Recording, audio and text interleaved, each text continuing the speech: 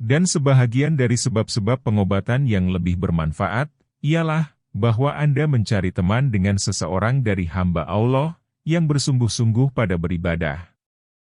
Maka Anda perhatikan segala perkataannya dan Anda ikuti dia. Adalah sebahagian mereka mengatakan, adalah aku, apabila menimpa atas diriku oleh kekosongan pada ibadah, niscaya aku memandang kepada hal keadaan Muhammad bin Wasi, dan kepada kesungguhannya. Maka aku berbuat atas yang demikian selama seminggu. Hanya, bahwa pengobatan ini sungguh sukar sekarang. Karena telah tidak ada pada zaman ini, orang yang bersungguh-sungguh pada beribadah, sebagaimana kesungguhan orang-orang dahulu. Maka seyogialah bahwa dialihkan dari penyaksian kepada mendengar. Maka tiada suatu pun yang lebih bermanfaat, daripada mendengar hal keadaan mereka, membaca berita-berita mengenai mereka dan apa yang ada pada mereka, dari kesungguhan yang sangat menyungguhkan. Dan telah berlalu kepayahan mereka dan tinggallah pahala dan kenikmatan mereka yang abadi, yang tiada akan putus-putus. Alangkah besarnya kepunyaan mereka. Alangkah sangatnya penyesalan orang yang tiada mengikuti mereka. Ia menyenangkan dirinya pada hari-hari yang sedikit dengan nafsu syahwat yang keruh. Kemudian, ia didatangi oleh mati dan didindingkan di antara dia dan setiap apa yang dirinduinya untuk selama-lamanya. Kita berlindung dengan Allah Ta'ala dari yang demikian.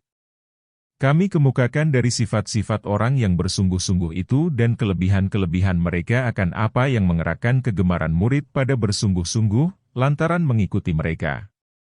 Maka Rasulullah bersabda, dianugerahkan rahmat oleh Allah akan beberapa kaum yang diperkirakan oleh manusia, bahwa mereka itu sakit. Dan sebenarnya mereka itu tidak sakit. Al-Hasan Al-Basyari berkata, mereka itu disungguhkan oleh ibadah. Allah Ta'ala berfirman, dan orang-orang yang memberikan pemberiannya, dengan hatinya yang takut, kepada Allah. Surat 23 Al-Mu'minun ayat 60. Berkata Al-Hasan, mereka mengerjakan apa yang mereka kerjakan dari amal perbuatan kebajikan. Dan mereka takut bahwa yang demikian itu tidak melepaskan mereka dari azab Allah. Rasulullah bersabda, amat baiklah bagi siapa yang panjang umurnya dan baik amal perbuatannya. Diriwayatkan bahwa Allah Ta'ala berfirman kepada para malaikatnya, apakah keadaan hamba-hambaku yang bersungguh-sungguh? Para malaikat itu menjawab, wahai Tuhan kami, Engkau takutkan mereka akan sesuatu, maka mereka takut kepadanya. Dan Engkau rindukan mereka kepada sesuatu, maka mereka rindu kepadanya. Maka berfirman Allah yang Maha Suci dan Maha Tinggi, maka bagaimana jikalau hamba-hambaku melihat akan aku, niscaya adalah mereka itu lebih bersangatan kesungguhan. Al-Hasan Al-Basyari berkata, aku mendapati beberapa kaum dan aku berteman dengan beberapa golongan dari mereka. Tiadalah mereka itu bergembira dengan sesuatu dari dunia yang menghadap dan tiadalah mereka itu merasa sedih atas sesuatu daripadanya yang membelakang. Sesungguhnya dunia itu adalah lebih hina pada mata mereka, dari tanah ini yang kamu injak dengan kaki kamu. Jikalau seseorang dari mereka, untuk hidup umurnya semuanya, niscaya tidaklah terlipatkan baginya sehelai kain. Tidaklah disuruhkan istrinya sekali-kali dengan membikin makanan. Dan tidak dijadikan sekali-kali akan sesuatu di antara dia dan bumi. Aku dapati mereka itu berbuat menurut kitab Tuhan mereka dan sunnah Nabi mereka. Apabila datanglah kegelapan malam bagi mereka, maka mereka berdiri dengan kaki mereka mengerjakan sholat. Mereka menghamparkan muka mereka dengan sujud. Air mata mereka mengalir atas pipi mereka. Mereka membisikkan segala isi hati dengan Tuhan mereka pada melepaskan leher mereka. Apabila mereka mengerjakan kebaikan, niscaya mereka bergembira dengan kebaikan itu. Dan menjadi kebiasaan mereka mensyukurinya. Dan mereka bermohon pada Allah, bahwa menerimanya. Dan apabila mereka mengerjakan kejahatan, niscaya kejahatan itu menggundahkan mereka. Mereka bermohon pada Allah, bahwa Ia mengampunkan mereka daripadanya. Demi Allah, senantiasalah mereka itu seperti yang demikian dan di atas yang demikian. Demi Allah, senantiasalah mereka itu seperti yang demikian dan di atas yang demikian. Demi Allah, Mereka tiada selamat dari dosa dan mereka tiada terlepas, selain dengan ampunan. Diceritakan, bahwa suatu kaum masuk ke tempat Umar bin Abdul Aziz, di mana mereka itu mengunjunginya pada sakitnya. Tiba-tiba dalam kalangan mereka itu ada seorang pemuda, yang kurus badannya. Lalu Umar bertanya kepadanya, "Hai pemuda, apakah yang sampai dengan engkau, akan apa yang aku lihat?" Pemuda itu menjawab, "Hai Amirul Mukminin, penyakit-penyakit dan sakit-sakit." Umar bin Abdul Aziz lalu berkata, "Aku tanyakan engkau dengan nama Allah, melainkan engkau membenarkan aku." Anak muda itu menjawab, "Wahai Amirul Mukminin, aku rasakan kemanisan dunia, maka aku mendapatinya pahit. Kecil padaku hiasannya dan manisnya. Bersamaan padaku, emasku dan batunya.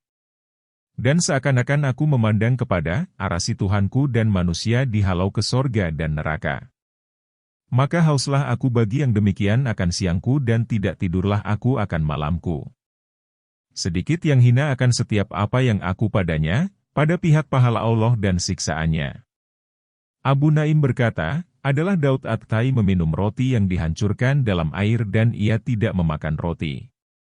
Lalu ditanyakan kepadanya yang demikian.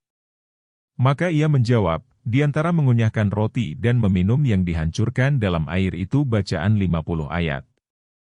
Pada suatu hari masuklah seorang laki-laki ke tempat Daud At-Tai, lalu laki-laki itu bertanya, bahwa pada atap rumah engkau itu ada batang tamar yang pecah. Daud At-Tai menjawab, "Hai anak saudaraku, bahwa bagiku dalam rumah ini semenjak 20 tahun yang lalu, tidak pernah aku melihat ke atap. Adalah mereka itu benci kepada pandangan yang tidak perlu, sebagaimana mereka itu benci kepada pembicaraan yang tidak perlu." Muhammad bin Abdul Aziz berkata, "Kami duduk di depan Ahmad bin Razin dari pagi sampai asyar. Ia tidak berpaling ke kanan dan ke kiri. Lalu ditanyakan kepadanya tentang yang demikian. Maka ia menjawab, bahwa Allah Azza wa Jalla menjadikan dua mata, supaya hamba melihat dengan keduanya itu kepada keagungan Allah Ta'ala. Maka setiap orang yang memandang, dengan tidak mengambil ibarat, niscaya dituliskan atasnya kesalahan." Berkata istri Masruk Al-Hamdani, tidaklah didapati Masruk, selain kedua betisnya bengkak dari lamanya solat. Istrinya itu berkata lagi, "Demi Allah, jikalau adalah aku itu duduk di belakangnya, maka aku akan menangis, karena kasihan kepadanya." Abu Darda berkata, "Jikalau tidaklah 3 perkara, maka aku tidak menyukai hidup satu hari pun, haus karena Allah pada hari yang amat panas, sujud karena Allah di tengah malam dan duduk-duduk dengan kaum yang mereka itu membersihkan dengan perkataan yang baik, sebagaimana dibersihkan buah-buahan yang baik." Adalah Al-Aswad bin Yazid bersungguh-sungguh pada ibadah. Ia berpuasa pada hari panas, sehingga hijau dan kuning tubuhnya. Maka, Alkamah bin Qais bertanya kepadanya, "Mengapa engkau menyiksakan diri engkau?" Lalu Al-Aswad bin Yazid menjawab, "Aku kehendaki akan kemuliaannya diri." Adalah Al-Aswad bin Yazid itu berpuasa, sehingga hijau tubuhnya. Dan ia mengerjakan sholat sehingga ia jatuh. Maka masuklah ke tempatnya Anas bin Malik dan Al-Hasan. Lalu keduanya berkata kepada Al-Aswad bin Yazid, bahwa Allah Azza wa Jalla tidak menyuruh engkau dengan semua ini. Maka Al-Aswad bin Yazid menjawab, "Sesungguhnya aku hamba yang dimiliki orang. Tidak aku tinggalkan dari ketundukan akan sesuatu, melainkan aku datang kepadanya." Sebahagian orang yang bersungguh-sungguh, al-mujtahidin, itu mengerjakan sholat setiap hari 1000 rakaat, sehingga ia mendudukkan dari kedua kakinya. Maka ia mengerjakan sholat dengan duduk 1000 rakaat. Apabila ia mengerjakan sholat asyar, niscaya ia berikhtiba, duduk dengan membelikan kain dari pinggang ke lutut. Kemudian ia mengatakan, "Aku heran bagi makhluk, bagaimana ia menghendaki dengan engkau akan ganti dari engkau. Aku heran bagi makhluk, bagaimana ia berjinak-jinakan dengan selain engkau. Bahkan aku heran bagi makhluk, bagaimana bersinar hatinya dengan menyebutkan selain engkau." Adalah Sabit Al-Banani telah begitu mencintai sholat. Ia berdoa, "Wahai Allah Tuhanku, Jikalau engkau izinkan bagi seseorang bahwa mengerjakan sholat bagi engkau dalam kuburnya, maka izinkanlah bagiku bahwa aku mengerjakan sholat dalam kuburku. Al-Junaid berkata, tidaklah aku melihat yang lebih kuat beribadah dari Asiri. Datang kepadanya 98 tahun dari umurnya, maka dia tidak terlihat berbaring, selain dalam sakit yang membawanya wafat. Al-Harits bin Sa'id berkata, suatu kaum melalui di tempat seorang pendeta Yahudi. Maka kaum itu melihat apa yang diperbuat oleh pendeta itu dengan dirinya, dari kesangatan kesungguhannya beribadah. Lalu kaum itu memperkatakannya pada yang demikian. Maka pendeta itu menjawab, dan tidaklah ini pada apa, yang dikehendaki dengan makhluk dari menjumpai huru-hara dan mereka itu lalai. Sungguh mereka itu berhenti di atas keberuntungan diri mereka. Dan mereka itu lupa akan keberuntungan mereka yang terbesar dari Tuhan mereka. Maka kaum itu menangis sampai kepada yang terakhir dari mereka. Dari Abi Muhammad Al-Maghazili, yang berkata, bertetangga Abu Muhammad Al-Hariri dengan Makkah setahun. Ia tidak tidur, tidak berkata-kata dan tidak bersandar kepada tiang dan tidak kepada dinding. Dan ia tidak memanjangkan kedua kakinya. Lalu lewatlah kepadanya Abu Bakar Al-Qattani. Maka ia memberi salam kepada Abu Muhammad Al-Hariri dan berkata, hai Abu Muhammad, dengan apa engkau sanggup atas itikaf, duduk berhenti untuk ibadah, ini? Abu Muhammad Al-Hariri menjawab, ilmu benarnya batinku, maka ia menolong aku atas zahirku. Abu Bakar Al-Qattani lalu menundukkan kepala dan berjalan dengan bertafakur. Dari sebahagian mereka, yang mengatakan, aku masuk ke tempat Fathul Mausuli. Maka aku melihat dia memanjangkan, membuka, dua tapak tangannya menangis. Sehingga aku melihat air mata berderai di antara anak-anak jarinya. Lalu aku mendekatinya. Tiba-tiba kelihatan air matanya telah bercampur berwarna kuning. Lalu aku bertanya, demi Allah, hai Fathu, mengapa engkau tangisi darah? Fathul Mausuli menjawab, jikalau tidaklah engkau bersumpah dengan aku atas nama Allah, niscaya tidak aku terangkan kepada engkau. Benar, aku tangisi darah. Lalu aku bertanya lagi, atas dasar apa engkau tangisi air mata? Maka Fathul Mausuli menjawab, atas tertinggalnya aku dari kewajiban akan hak Allah Ta'ala. Dan aku tangisi darah atas air mata, supaya tidaklah ada, apa yang sah bagiku air mata itu. Yang punya cerita itu meneruskan ceritanya, maka aku mimpikan Fathul Mausuli sesudah wafatnya. Maka aku bertanya, apakah yang diperbuat oleh Allah dengan engkau? Fathul Mausuli menjawab, Allah Ta'ala mengampunkan aku. Lalu aku bertanya lagi, apa yang diperbuat Allah Ta'ala pada air mata engkau? Fathul Mausuli menjawab, aku didekatkan oleh Tuhanku, Azza wa Jalla. Dan ia berfirman kepadaku, hai Fathu, air mata atas apa? Aku menjawab, hai Tuhanku, atas tertinggalnya aku dari kewajiban hakmu. Maka Allah bertanya, dan darah itu atas apa? Aku menjawab, atas air mataku, bahwa tidak syahlah dia bagiku. Maka ia bertanya kepadaku, hai Fathu, apakah yang engkau kehendaki dengan ini semua? Demi kemuliaanku dan keagunganku, telah naiklah dua malaikat yang menjaga engkau 40 tahun, dengan lembaran amalmu, yang tidak ada padanya kesalahan. Dikatakan, bahwa suatu kaum bermaksud hendak berjalan jauh. Lalu mereka menyimpang dari jalan. Maka sampailah mereka kepada seorang pendeta Yahudi, yang bersendirian dari manusia. Lalu mereka memanggil pendeta itu. Maka ia mendekati kepada mereka dari kelentengnya. Mereka itu berkata, hai pendeta, bahwa kami telah salah jalan. Maka bagaimanakah jalan itu? Maka pendeta itu mengisyaratkan dengan kepalanya ke langit. Maka tahulah kaum itu apa yang dikehendaki oleh pendeta tersebut. Kaum itu lalu berkata, hai pendeta, bahwa kami adalah penanya kepada engkau. Maka adakah engkau penjawab bagi kami?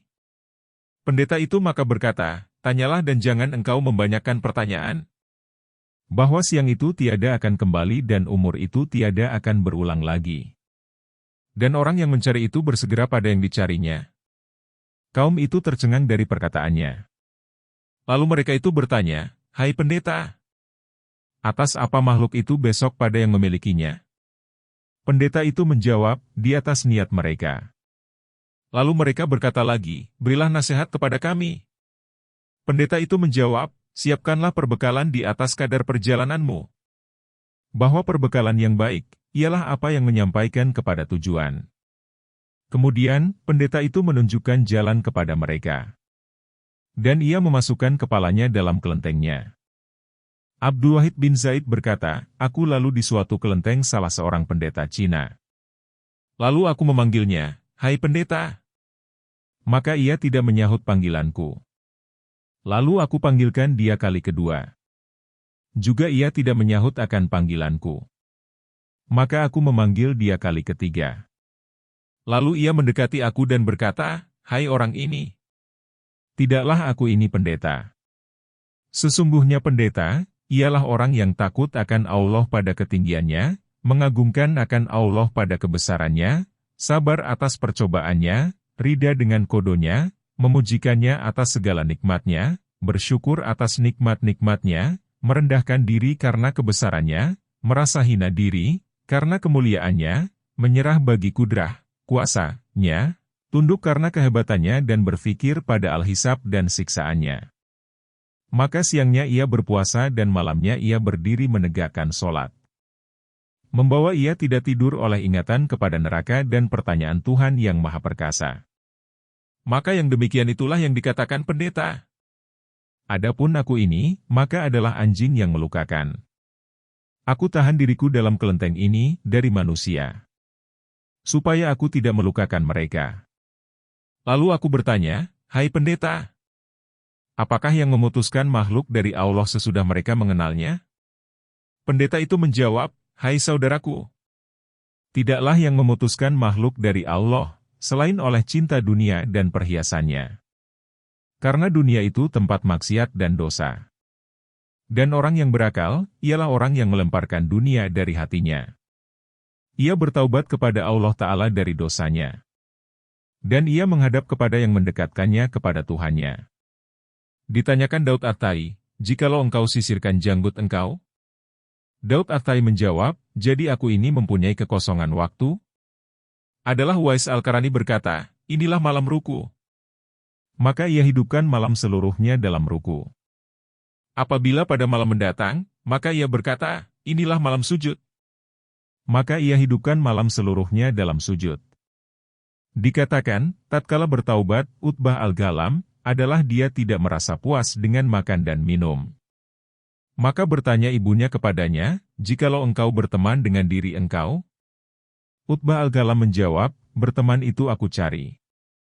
Biarkanlah aku letih sedikit dan aku bersenang-senang lama.'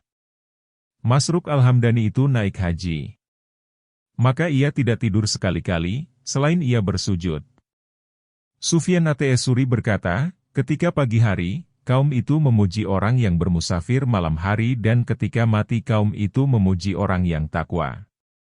Berkata Abdullah bin Daud, adalah salah seorang mereka, apabila telah sampai 40 tahun, niscaya ia lipatkan tikarnya. Artinya, ia tidak tidur sepanjang malam. Adalah Kahmas bin Al-Hasan mengerjakan sholat setiap hari 1000 rakaat. Kemudian ia mengatakan kepada dirinya, 'Bangunlah, hai tempat setiap kejahatan.' Tatkala ia telah lemah, maka ia singkatkan atas 500 rakaat. Kemudian ia menangis dan berkata, 'Telah hilang setengah amalku.' Adalah anak perempuan Arabi bin Haitsam bertanya kepada Arabi, 'Hai ayahku, apakah kiranya aku melihat manusia itu tidur dan ayah tidak tidur?' Arabi menjawab, 'Hai anakku, bahwa ayahmu itu takut akan serangan atas musuh pada malam hari.' Tatkala ibu Arabi melihat apa yang ditemui oleh Arabi dari menangis dan tidak tidur malam, lalu ibu itu memanggil Arabi, 'Hai anakku, mungkin engkau membunuh akan seorang yang terbunuh?' Arabi menjawab, 'Ya benar, wahai ibuku.' Ibunya lalu bertanya, 'Siapa orang itu?' 'Supaya kita minta maaf pada keluarganya. Lalu ia memaafkan engkau.' 'Demi Allah, jikalau mereka tahu apa yang engkau kerjakan, niscaya mereka sayang kepada engkau.' dan mereka akan memaafkan engkau. Arabi lalu menjawab, "Hai ibuku, dia itu diriku."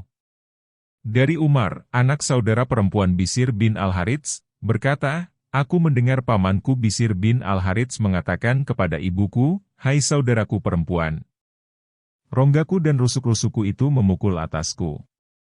Lalu ibuku berkata kepadanya, 'Hai saudaraku, engkau izinkan bagiku, sehingga aku buat yang lebih baik bagi engkau sedikit sup dengan segenggam tepung padaku, yang engkau akan menghirupnya, yang membaikkan rongga engkau.'"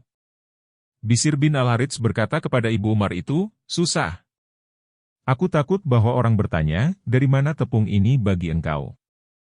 Maka aku tidak tahu, apa yang aku katakan kepada orang itu."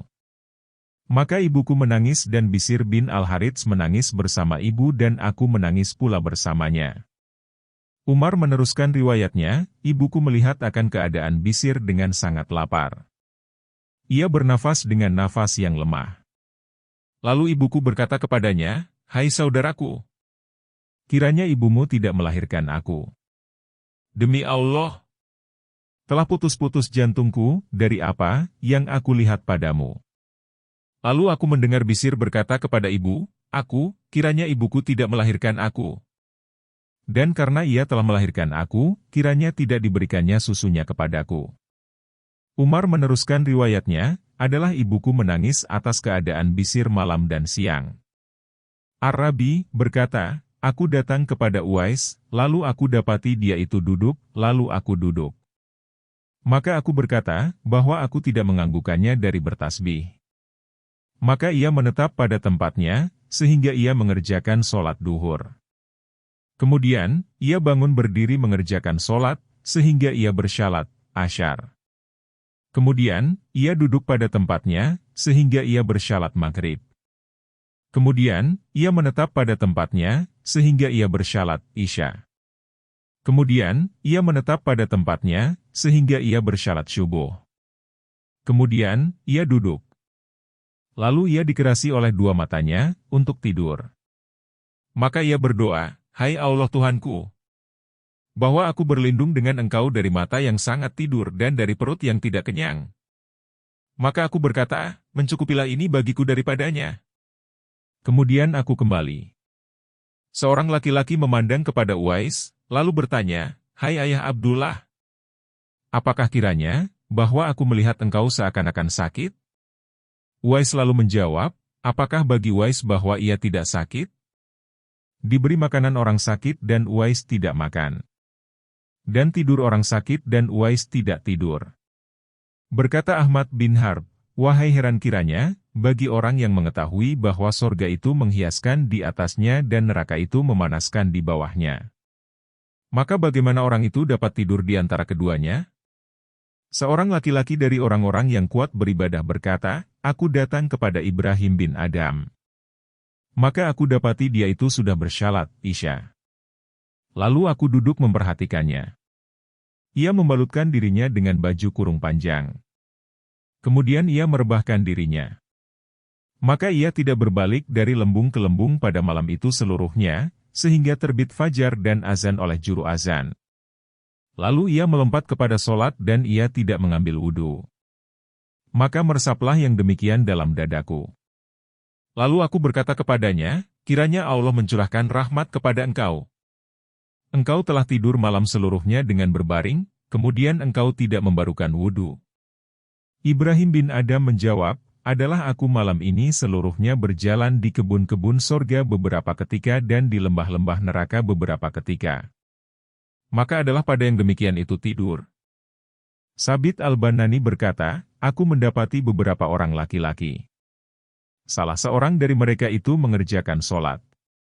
Lalu ia lemah dari datang ke tempat tidurnya, selain dengan merangkak. Dikatakan, bahwa Abu Bakar bin Ayyasi tetap di tempatnya 40 tahun, di mana ia tidak meletakkan lembungnya di atas tempat tidur. Dan turunlah air pada salah satu dua matanya. Maka tetap di tempatnya 20 tahun, yang tidak diketahui oleh keluarganya. Dikatakan, bahwa adalah wirid Samnun pada setiap hari 500 rakaat. Dan dari Abu Bakar al-Mutawai, yang mengatakan, adalah wiridku pada masa mudaku setiap hari dan malam, di mana aku membaca padanya, Qul huwallahu ahad sebanyak 31.000 kali atau 40.000 kali, ragu perawi tentang jumlahnya.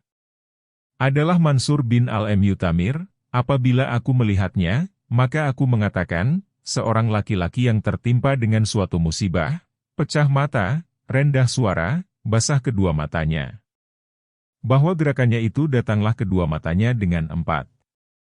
Telah berkata ibunya kepadanya, apakah ini yang engkau perbuat dengan diri engkau?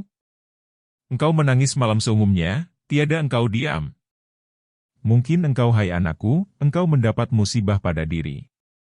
Dan mungkin engkau membunuh seorang yang terbunuh.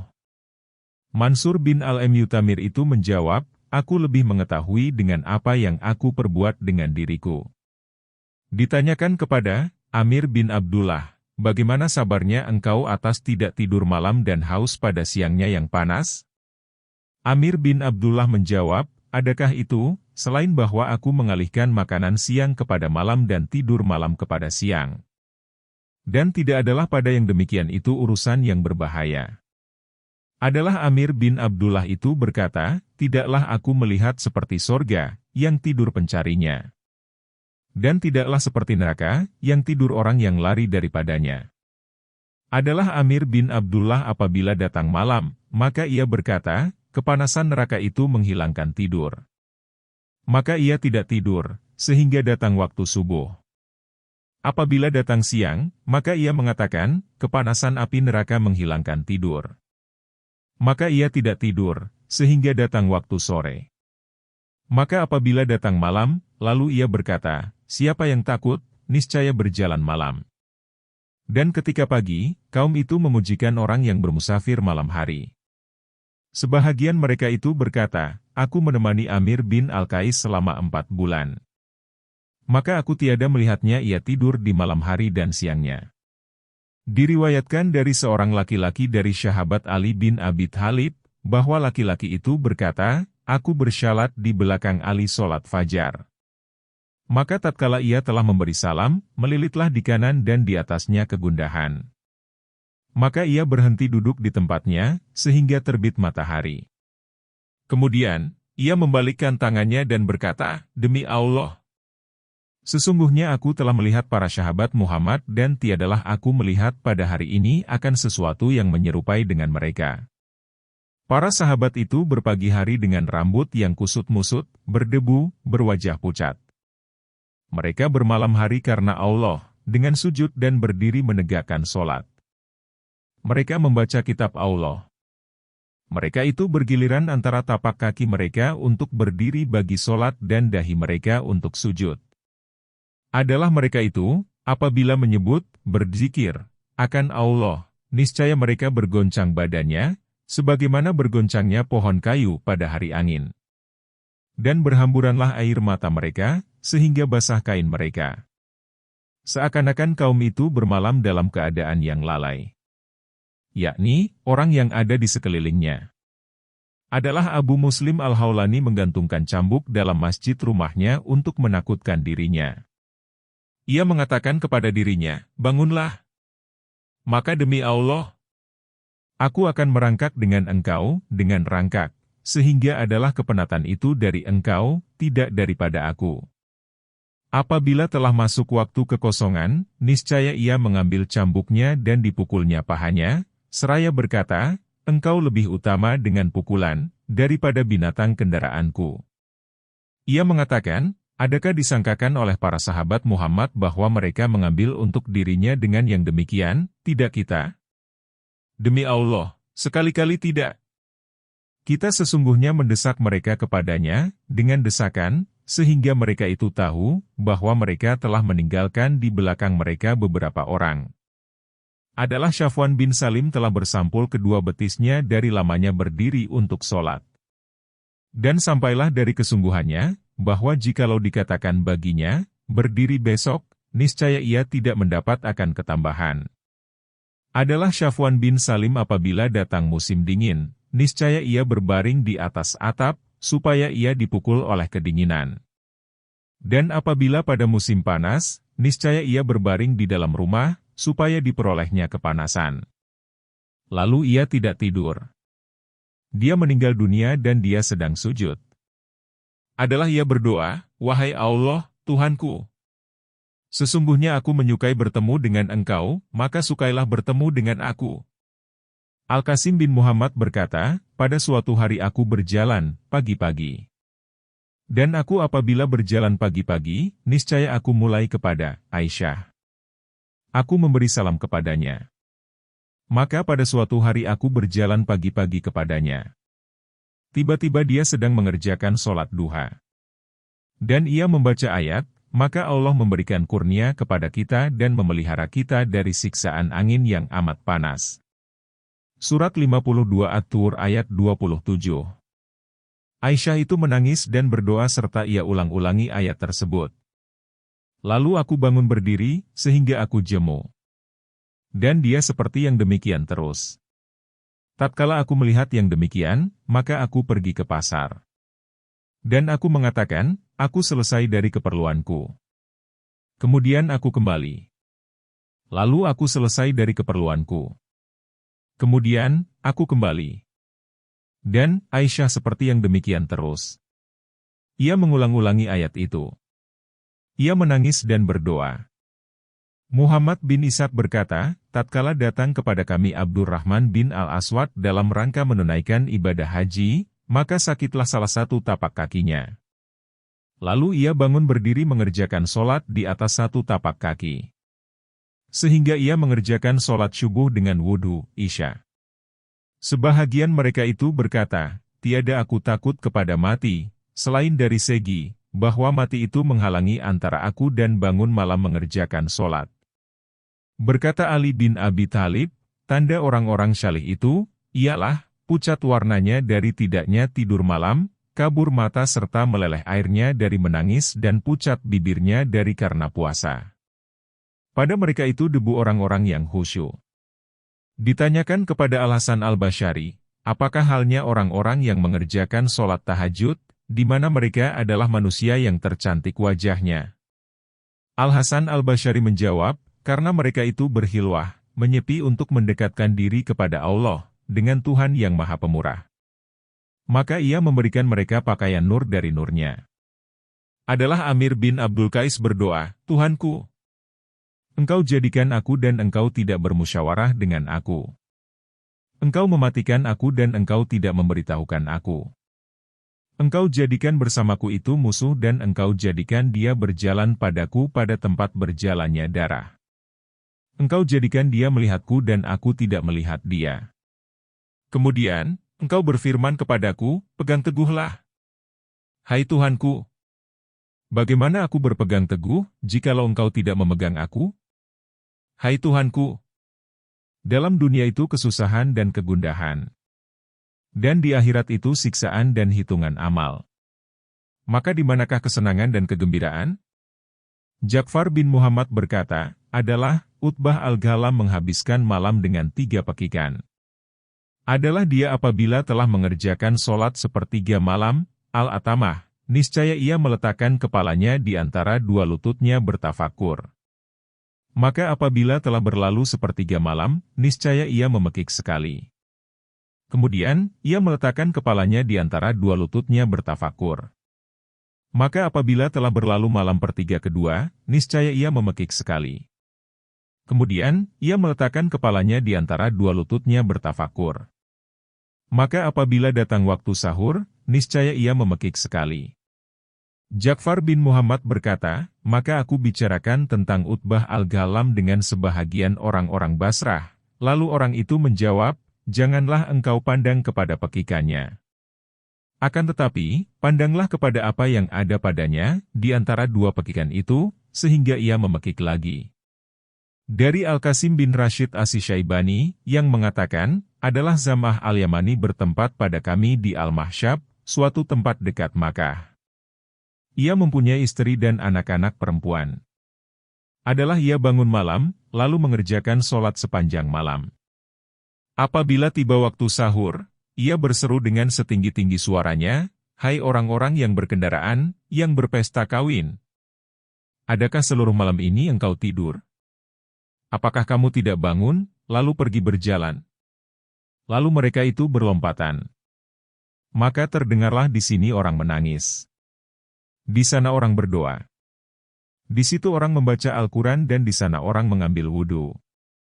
Maka apabila telah terbit fajar, lalu ia berseru dengan setinggi-tinggi suaranya, dan ketika syubuh, kaum itu memujikan akan orang yang bermusafir malam hari.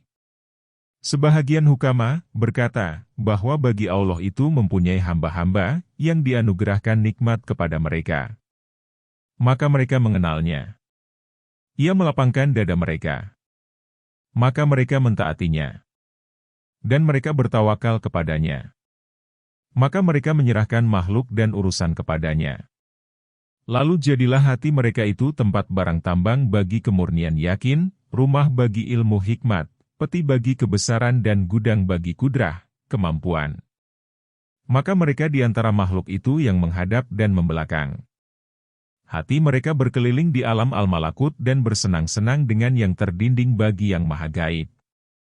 Kemudian, ia kembali dan bersamanya golongan-golongan dari faedah-faedah yang halus dan yang tidak memungkinkan bagi orang yang menyifatkan bahwa akan menyifatkannya. Mereka dalam batinnya urusannya adalah seperti kain sutera yang bagus.